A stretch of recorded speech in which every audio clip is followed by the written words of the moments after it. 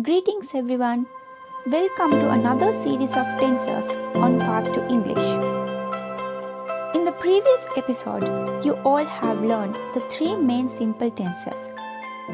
And in this episode, I'm going to explain the continuous tenses. The progressive tense or continuous tense is sometimes referred to as the imperfect tense. There are 6 progressive tenses: present, past, future, present perfect, past perfect, and future perfect. Some grammarians refer to the progressive tense as the progressive aspect of a verb. The progressive tense shows an ongoingness of the action denoted by the verb.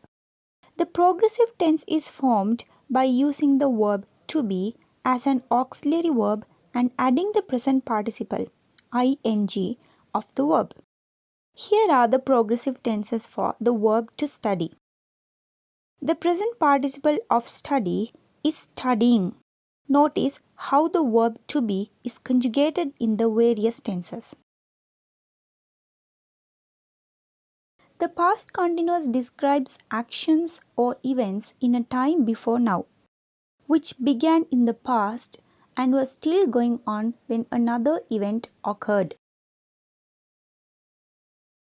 When to use the past continuous tense?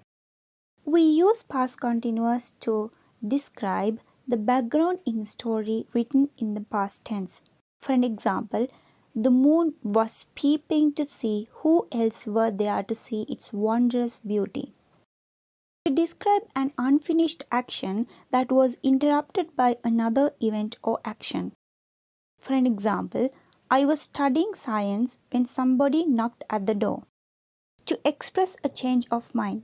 For an example, I was going to spend my whole weekend with my mom and dad, but I've decided to have my projects done instead. With wonder, to make a very polite request. For an example, I was wondering whether you could wash the utensils for me. Past continuous is a verb form used in modern English that combines the past tense with the continuous aspect. The past continuous is made from the past tense of the verb be and the ing form of a verb. Look at the table to see how the positive, negative, and question forms of past continuous tense are made. Now let's move on to the present continuous tense. The present continuous, also called the present progressive, is a verb form used in modern English that combines the present tense with the continuous aspect. The present continuous is made from the present tense of the verb be and the ing form of a verb. When do we use the present continuous tense? We use the present continuous to talk about activities at the moment of speaking. For an example, please be quiet, the children are studying. Future plans or arrangements. What are you doing next week? The table here shows how the positive, negative, and question forms of present continuous tense are made. How to construct a positive sentence using present continuous tense? The present continuous of any verb is composed of 2 parts. The present tense of the verb to be, am, is, are, and the base of the infinitive ing. Let's now look into the future continuous tense. The future continuous is made up of 2 elements. The simple future of the verb to be and the present participle base form plus ing. Look at the example given. You will be watching television. Look at the table given to see how a positive, question, and negative forms of future continuous are constructed. Functions of the future continuous tense. The future continuous refers to an unfinished action or event that will be in progress at a time later than now. The future continuous is used for quite a few different purposes. The future continuous can be used to project ourselves into the future.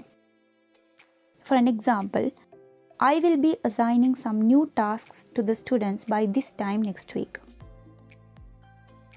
The future continuous can be used for predicting or guessing about future events.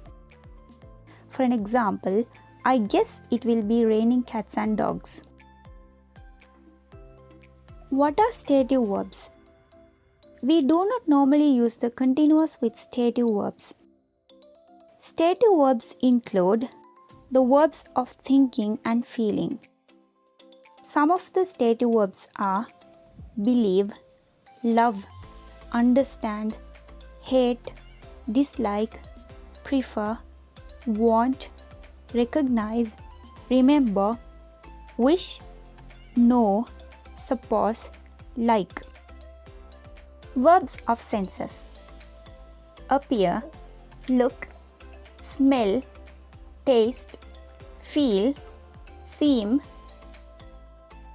The stative verbs are agree, belong, owe, possess, disagree, need, own, be. Look at the examples given below where we have used stative verbs without ing. We don't say I am understanding you, but we say I understand you.